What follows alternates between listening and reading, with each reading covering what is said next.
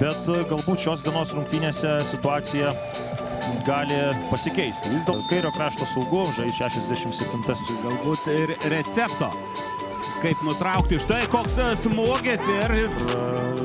Tai Kaderui gali būti viena priežasčių, dabar kaip tik su kamuoliu ten nuošalės nebuvo, nes buvo užsilikęs Nosa Dokpoloras, smūgis iš toli. Sako, čia gali būti įdomu. Wow!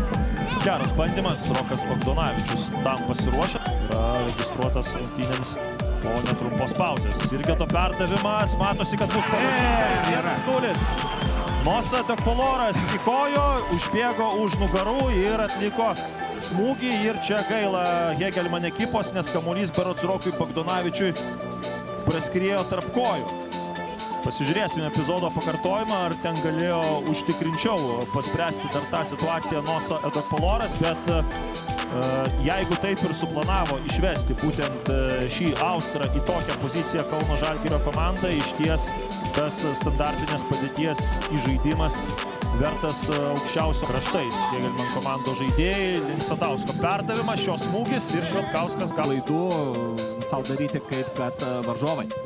Matijus Remeikis čia taip lengvai apibėgo Mina Benšaibą. Čia dabar klaida ir Kaderas su kamuoliu. Dominykas Pašilys.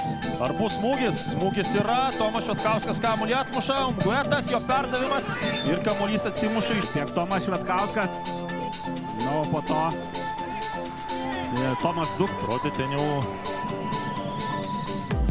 Gueto perdavimas. Vėl link tolimojo virpsto. Ten Sadauskas atšoka. Ir 1-1. Kaderas, 11 numeris ir švenčia Ronaldo. Tikimybių teorija, kai keli tiek kamuolių į baudos aikštelę, tiek kampinių. Viena laimėta Sadausko dvikova ir kamuolys atšoka į patį baudos aikštelės epicentrą, kur laiku tinkamoje vietoje buvęs Kaderas Ndžioja Abdelas muša savo 8-ąjį įvartį šiame top lygos sezone. Ir Rimvydą reikia pagirti iš ties už tą laimėtą dvikovą, taip, sakyčiau, vyriškai per, kaip, sakykime, Škotijoje ar Anglijoje, ar net Šiaurės Airijoje, taip, taisyklių ribose. Rario Džiuma vėl žaidžia sėkmingai antrame aukšte. Smūgis. Beje, oi. Kipa netoli varžovų baudos aikštelės. Pats save dėl šio epizodo iš ties žaidė geras rungtynės. Momentas ir gali viską pakeisti. Pavlovičius smūgiuoja! Veržėsi į priekį, sukaupęs jėgas ir stojasi.